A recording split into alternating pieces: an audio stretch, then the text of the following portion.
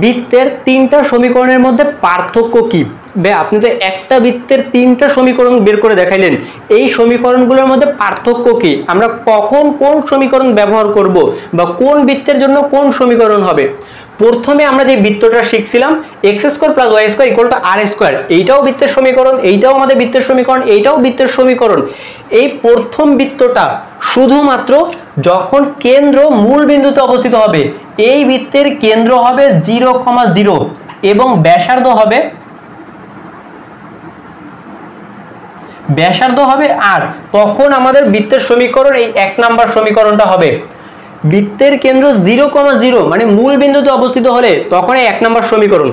এইটার কেন্দ্র হবে আমাদের h, k, মূল বিন্দু ব্যতীত যে কোনো জায়গায় যদি কেন্দ্র অবস্থিত হয় তখন বৃত্তের সমীকরণ হবে এইটা, এবং ব্যাসার্ধ হবে r, এইটারও ব্যাসার্ধ r, এইটারও ব্যাসার্ধ r। এই 2 নাম্বার সমীকরণটার h এর মান এবং k এর মান যদি 0 হয় তাহলে আমরা এই 1 নাম্বার সমীকরণটা পাই। এইটা আমাদের 2 নাম্বার সমীকরণ ছিল। 3 নাম্বার সমীকরণ ছিল আমাদের এইটা। এই সমীকরণের কেন্দ্র কি হবে? কেন্দ্র হবে আমাদের -g, -f এবং ব্যাসার্ধ হবে r = √g² + f² - c। আর এই -g - f এর মান বের করার সূত্র হচ্ছে x এর সহগ ডিভাইডেড বাই -2 আবার y এর সহগ ডিভাইডেড বাই -2। এইটা হচ্ছে কি আমাদের বৃত্তের কেন্দ্র এবং ব্যাসার্ধ। তাহলে প্রথম বৃত্তের কেন্দ্র 0, 0 এবং ব্যাসার্ধ r, দ্বিতীয় বৃত্তের কেন্দ্র h, k, ব্যাসার্ধ r, তৃতীয় বৃত্তের কেন্দ্র -g, -f এবং ব্যাসার্ধ হচ্ছে r = √g² + f² - c। এই যে তিনটা বৃত্ত দেখতে পারতেছো সবগুলা বৃত্তের মূল সমীকরণ এই দ্বিতীয় সমীকরণ থেকেই প্রথম সমীকরণ হয়, আবার দ্বিতীয় সমীকরণ থেকেই তৃতীয় সমীকরণ হয়। আশা করি বুঝছো। আমাদের কেন্দ্র যদি ডাইরেক্ট বলা থাকে 0, 0 তখন আমরা 1 নম্বর সমীকরণ ব্যবহার করব।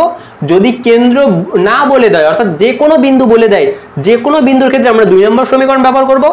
আর যদি আমাদের বৃত্তের কেন্দ্র না দিয়ে বৃত্তের সমীকরণ দিয়ে দেয়, কেন্দ্র বের করতে বলে, তখন আমরা 3 নম্বর সমীকরণ ব্যবহার করব। এখন এই বৃত্ত অধ্যায়ে আমাদের সব সময়ের জন্য বৃত্তের সমীকরণ রিলেটেড প্রশ্ন আসবে, সমীকরণ বের করতে বলবে। কখন কোনটা ব্যবহার করব? যদি কেন্দ্র অথবা ব্যাসার্ধ এই দুইটার যে কোনো একটা দেওয়া থাকে, আমরা 1 নাম্বার এবং 2 নাম্বার সমীকরণ ব্যবহার করব। ভালোভাবে মনে রাখো, এটা সিকিউ করতে গেলে অনেক বেশি দরকার হবে। হয় বৃত্তের কেন্দ্র অথবা ব্যাসার্ধ যে কোনো একটা নির্দিষ্টভাবে বলে দিবে, তখন আমরা 1 নাম্বার বা 2 নাম্বার সমীকরণ ব্যবহার করব। এই দুইটা ব্যতীত অন্য ভিন্ন ভিন্ন কোনো শর্ত দেওয়া থাকবে, তখন আমরা 3 নাম্বার সমীকরণটা ব্যবহার করে বৃত্তের সমীকরণ নির্ণয় করব। তাহলে আমাদের তুলনামূলকভাবে সহজ হবে। আশা করি বুঝছো। চলো এখন আমরা আমাদের পরবর্তী টাইপে চলে যাব।